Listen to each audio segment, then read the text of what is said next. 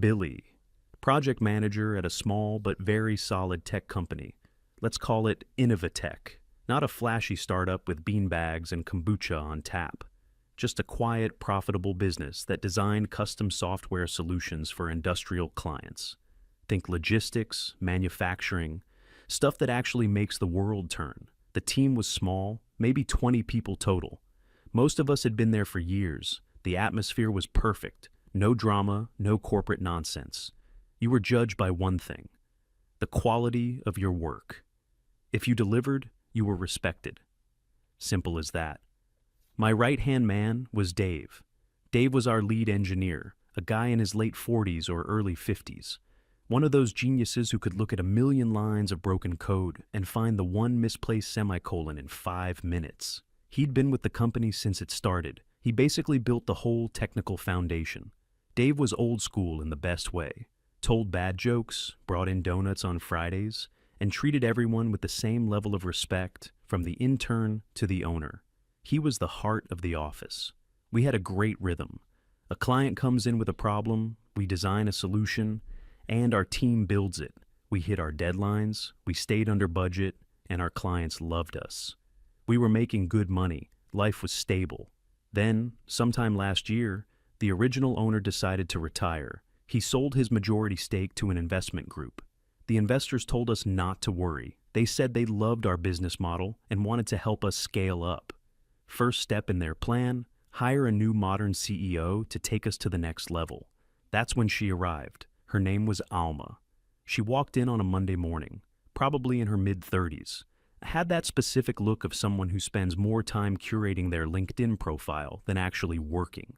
She called an all-hands meeting in the main conference room. We all filed in, expecting a talk about Q4 targets, new client acquisition, market strategy. Nope. For 30 solid minutes, she didn't mention our products once. It was a fire hose of corporate buzzwords. She talked about reframing our corporate narrative, fostering a culture of psychological safety, and breaking down legacy power structures. I remember looking over at Dave. He had this completely blank expression, just nodding slowly like he was watching a foreign film without subtitles. The grand finale of her speech was about how her main goal was to transform Innovatech into a truly inclusive, forward-thinking, and equitable workspace. We all clapped politely. Nobody knew what else to do. The vibe in the office changed almost overnight. Alma's first official act was to institute mandatory weekly culture workshops. Every Thursday afternoon, for 2 hours, all work stopped. We'd all have to sit in the conference room while a consultant she hired on Zoom talked about unconscious bias and workplace privilege. The first session was bizarre. We had to go around the room and state our pronouns. Most of the guys just mumbled through it. Dave looked like he wanted to crawl under the table. These workshops were a massive productivity sink. Thursday became a black hole. We all knew we'd have to work late on Wednesday and Friday just to make up for the lost time. But you couldn't complain. If you even hinted that the workshops were a waste of time, you'd get a weird, passive-aggressive look from Alma. She started making small changes. The company's stock photo library for marketing materials was purged. Any picture with a white male was deemed non-representative. She rewrote the job descriptions for open positions to include paragraphs about commitment to diversity and equity. Experience and skills were suddenly listed below these statements. I tried to stay out of it. Head down, focus on the projects. Keep the clients happy. My philosophy was simple. As long as my team is delivering, the corporate fluff doesn't matter. That was my mistake. I thought competence was armor. The first real sign of trouble involved Dave. We were in a project kickoff meeting for a new client. It was a complex job, tight deadline. Alma was sitting in just to observe the team dynamic, she said. The client was outlining their needs, and the scope was getting bigger and bigger. At one point, our account manager asked Dave if the engineering team could handle the increased workload. Dave, in his usual cheerful, can-do way, just chuckled. He said something like, "It'll be tough, but we can manage. We'll just need all hands on deck. Maybe even end up manning the support lines ourselves on launch day to make sure it's smooth." Just a normal, everyday figure of speech. Nobody blinked, except Alma. I saw her write something down in her notebook. She had this weird little smirk. The meeting ended. Everything seemed fine. The next morning, Dave wasn't at his desk. Around 10 a.m., we all got a company-wide email from Alma. It was short and cold. It said that Dave was no longer with the company, effective immediately, and that we should respect his privacy during this transition. The office went completely silent. You could have heard a pin drop. We were all in shock. Dave was the company? Firing him was like a football team firing its star quarterback. Nobody knew what happened. We all just assumed it must have been some huge secret screw-up. I found out the truth later that day from Chloe, a quiet but sharp woman in the finance department. She was friends with someone in HR. Chloe cornered me by the coffee machine, looking pale. She told me Alma had called Dave into her office right after the meeting. She fired him on the spot. The official reason? Fostering a non-inclusive environment through the use of gendered, exclusionary language. His crime was the word manning. Apparently, she told him it was a form of microaggression that reinforced patriarchal norms and could make female colleagues feel unwelcome in technical roles. He was immediately escorted out of the building, not even allowed to pack up his desk. I felt sick to my stomach. This wasn't just corporate nonsense anymore. This was a purge. Dave, who had mentored half the people in that office, who had built the company from the ground up, was thrown out like trash over a single, harmless word. That's when the fear really set in. We all realized that our jobs weren't safe. Our years of service, our performance reviews, our successful projects, none of it mattered. All that mattered was whether you stayed on the right side of Alma's ideology. The office morale plummeted. The easy collaboration we used to have was gone. People stopped joking around. Everyone became guarded, afraid to say the wrong thing. Emails became more formal. Conversations were short and strictly work-related. It felt like working in a library where the librarian had a taser. Then came the new hires. Alma personally handled the recruitment process to replace Dave and a few other senior guys who quietly resigned after he was fired. The new lead engineer was a woman fresh out of college. Her resume was thin on experience but heavy on extracurriculars. Co-chair of this empowerment club, founder of that diversity initiative. During her interview, she apparently spent most of the time talking about the importance of decolonizing the tech space. She got the job. 2 other new developers were hired, both women, both with similar backgrounds. They formed a clique almost instantly. They would spend half the day gathered around one desk, talking loudly about TV shows, astrology, and how awful men were. Their work was, to put it mildly, not great. They missed deadlines constantly. Their code was sloppy and full of bugs. As a project manager, it was my job to get them to perform. It was impossible. Any attempt to give constructive feedback was met with hostility. If I pointed out a bug in someone's code, I wasn't helping them improve. I was tone policing them. If I asked why a task was taking 3 days instead of the estimated one, I wasn't managing the project. I was creating a high-pressure, toxic environment. They would complain directly to Alma, and she would always take their side. She'd call me into her office and lecture me about my outdated authoritarian management style. She told me I needed to be more of a servant leader and focus on emotional validation rather than arbitrary deadlines. My job became a nightmare. I was basically a babysitter for a group of incompetent employees who were protected by the CEO. I spent most of my time fixing their mistakes myself, often working late into the night. The quality of our output was tanking. We started getting complaints from clients for the first time in years. Bugs were slipping into production builds. Deadlines were being pushed back. When I brought these client concerns to Alma, she would find a way to twist it. The client wasn't unhappy with our poor work. They had unrealistic expectations. Our team wasn't underperforming. The client was not respecting our work-life boundaries. She saw everything through this bizarre ideological lens. Every problem was someone else's fault, usually the fault of some vague patriarchal system. The old team was dissolving. More of the original guys left. They saw the writing on the wall. They knew it was a sinking ship. Each time one of them resigned, Alma would hold a meeting and talk about how the culture is now healing and how people who are not aligned with our new values are choosing to move on. She was celebrating the destruction of a perfectly good company. I started looking for a new job, but the market was tough, so I adopted a new strategy, the gray man. I became as boring and invisible as possible. I agreed with everything in meetings. I nodded along during the workshops. I used all the right buzzwords in my emails. My goal was just to survive, to collect my paycheck and get out of there without getting a target painted on my back. It worked for a while. I was miserable, but I was employed. The company was barely staying afloat on the reputation it had built over the last decade. Old clients were starting to drop off, but Alma managed to sign one massive new contract. It was with a huge, prestigious client, the biggest deal in the company's history. It was a make-or-break project. If we pulled it off, we'd be set for years. If we failed, the company was probably finished. Alma announced it at an all-hands meeting, like she had just won a Nobel Prize. She declared that this project would be a testament to our new, more collaborative and inclusive work model. Then she looked directly at me and said that I would be the lead project manager. I felt a cold dread wash over me. She was putting me in charge of the most important project in the company's history, with a team I knew was completely incompetent. It was a trap.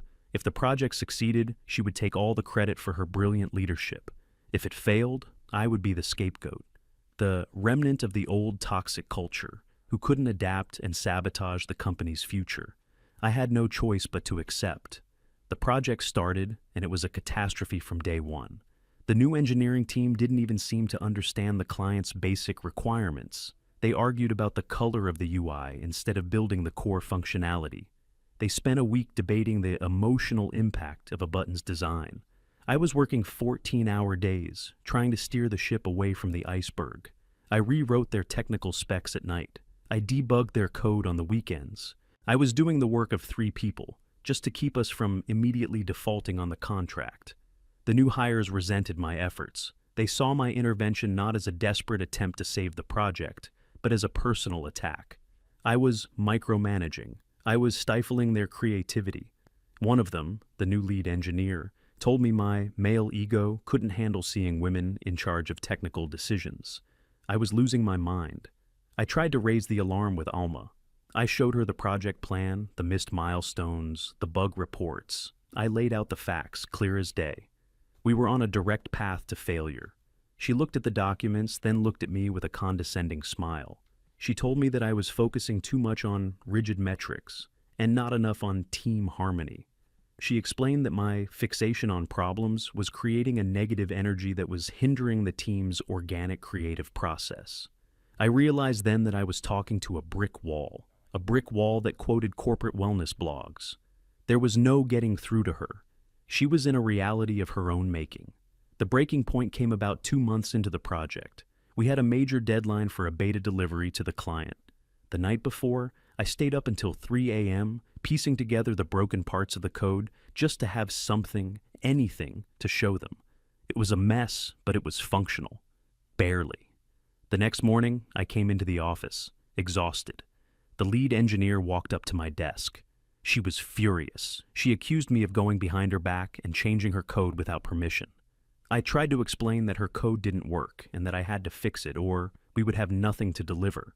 She started raising her voice, saying I had invalidated her contribution and exercised my privilege to override her work. The whole office was watching. She stormed off to Alma's office. 10 minutes later, I got the summons. The dreaded HR meeting invite. I walked in. Alma and an HR rep were sitting there. Alma had a look of triumphant disappointment on her face. The look of someone who was waiting for you to fail and is delighted that you finally did. She didn't waste any time. She told me that there had been a serious complaint about my conduct, that I had created a hostile and toxic environment for my female colleagues, that I had undermined the lead engineer, sabotaged the team's collaborative spirit, and demonstrated a clear inability to work within the company's new cultural framework. I didn't even argue. What was the point? It was a kangaroo court.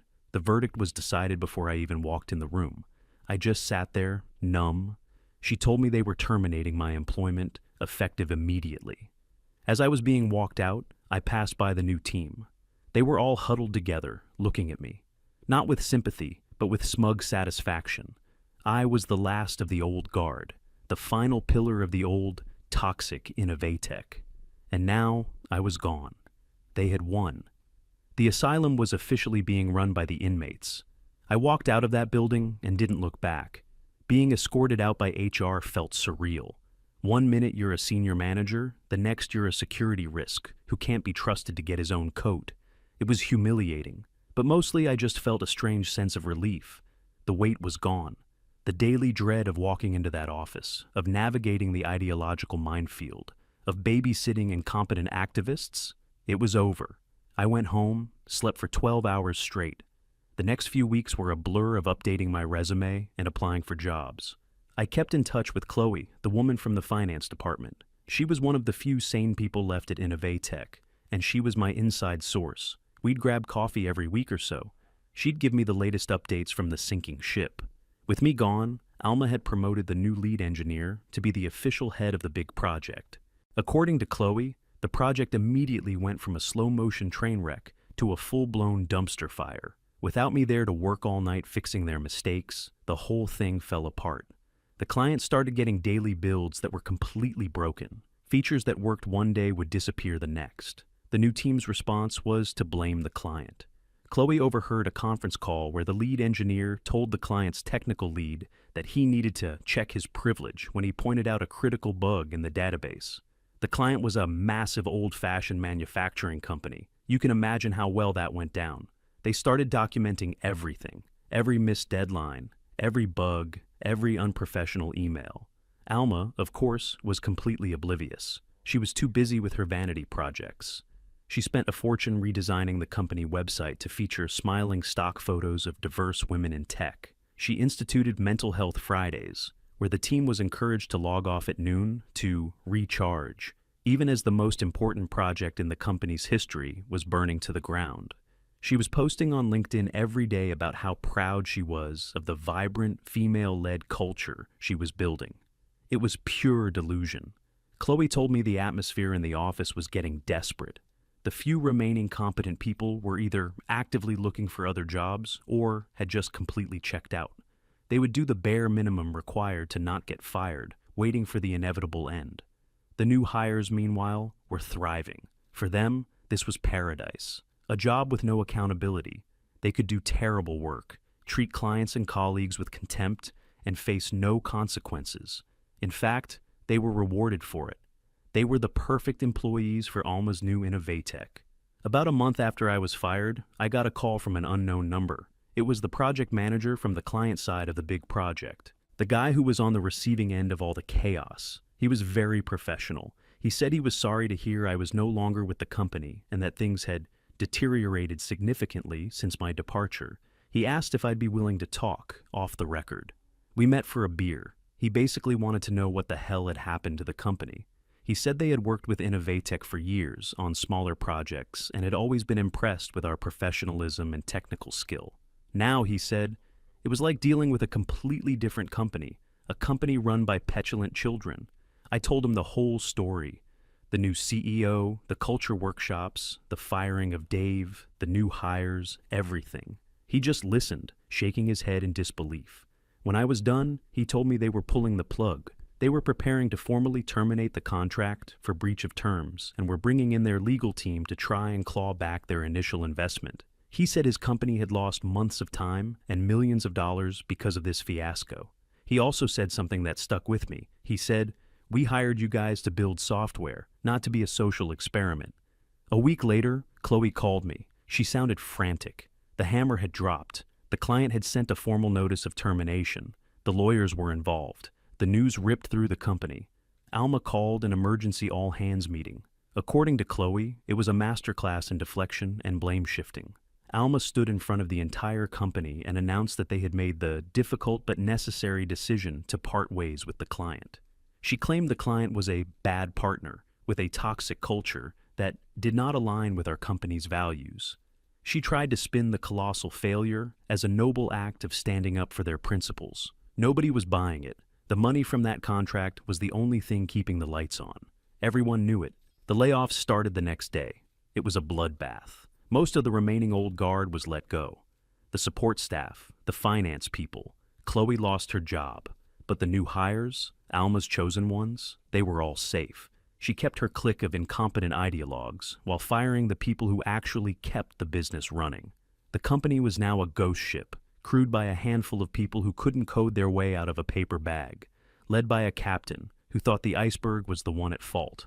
I landed a new job around that time, a better position, more pay, at a competitor. It felt good. I was moving on. But I couldn't help but watch the final slow-motion collapse of Innovatech from a distance. I created a group chat with Dave, Chloe, and a few of the other guys who had been forced out. We called it the Innovatech Survivors Club. It became our space to share news and gallows humor about the company we used to love. The news was always bad. The company's Glassdoor page became a wasteland of one-star reviews. Former employees, now free from fear, were posting anonymously, detailing the whole story of Alma's disastrous reign. They wrote about the firings, the incompetence, the toxic positivity that masked a complete lack of substance. The company's reputation was destroyed. They couldn't find new clients. They couldn't hire new talent, not that they were trying. The investors who had hired Alma were apparently furious, but their hands were tied. She had a contract. The final death spiral took about 6 months. It was a slow, agonizing bleed-out. One day, Chloe sent a picture to the group chat. It was a photo of the front of our old office building. A big "For Lease" sign was plastered on the window. The Innovatech logo on the door had been scraped off. It was officially over. A successful, profitable 15-year-old company, destroyed in less than a year. Not by a market downturn, not by a competitor, but from within. It was killed by an ideology that valued empty gestures over actual results. A few weeks after that, Dave suggested we all get together for a drink. A sort of final wake for the company. There were about 8 of us at a quiet bar. All the old faces. The people who had actually built that place. We weren't celebrating. It was more somber than that. We were mourning something we had all poured a significant part of our lives into. Towards the end of the night, one of the guys pulled out his phone. He said, "You guys have to see this." He'd found Alma's LinkedIn profile. She had updated her job title. She was no longer CEO of Innovatech. Her new title was Independent Culture and Strategy Consultant, and her most recent post from that very day was a long, self-congratulatory screed. It was about her journey at Innovatech. She wrote about how she had bravely tried to transform a stagnant, male-dominated culture. She talked about the resistance to change she faced from entrenched legacy players. She painted the company's failure not as her fault, but as proof that the tech industry wasn't ready for truly progressive leadership. The last line was the kicker. Sometimes the most empowering decision a leader can make is to walk away from a system that refuses to evolve. I am excited to take the lessons I've learned and help other organizations navigate their own cultural transformations. There was absolutely zero self-awareness, no accountability. In her mind, she hadn't failed. She was a visionary, a martyr for the cause. The rest of us were just the villains in her heroic story. The post had been up for a few hours. It had 3 likes. One was from the incompetent lead engineer she had hired. The other 2 were from the other new hires. Her little clique was all that was left of her fan club. And then there was one comment. It was from the project manager of the client whose contract she had destroyed. The comment was simple, brutal, and professional. It just said, "Our company lost $2.7 million and 18 months of development time due to the gross mismanagement and profound lack of professionalism we encountered under your leadership. The only lesson to be learned here is that competence and integrity still matter more than buzzwords. We wish you the best in your future endeavors." The guy who showed us the phone scrolled down. Alma had deleted the comment, but someone had screenshotted it first. And that screenshot was now making the rounds on tech industry forums. We all just sat there, looking at the phone. And then Dave started to laugh. It wasn't a happy laugh. It was a deep, tired, and incredibly bitter laugh. Then I started laughing. Then everyone else. We were laughing at the sheer, unadulterated absurdity of it all. That this woman could wreck so many careers, destroy a perfectly good company, and still see herself as the hero. That she would face no real consequences, protected by a shield of buzzwords and ideology. She would just fail upwards, moving on to inflict her brand of chaos on some other unsuspecting company. We raised our glasses. Dave said, "To merit. It's a nice idea anyway." We drank to that. We all found new jobs, good jobs. We're all doing fine. But I'll never forget what happened at Innovatech. It was a first-hand lesson in how quickly things can fall apart when the people in charge value ideology more than reality. It's not about men versus women. It's about competence versus incompetence. And we saw what happens when incompetence is given a crown and a righteous cause. It burns everything to the ground.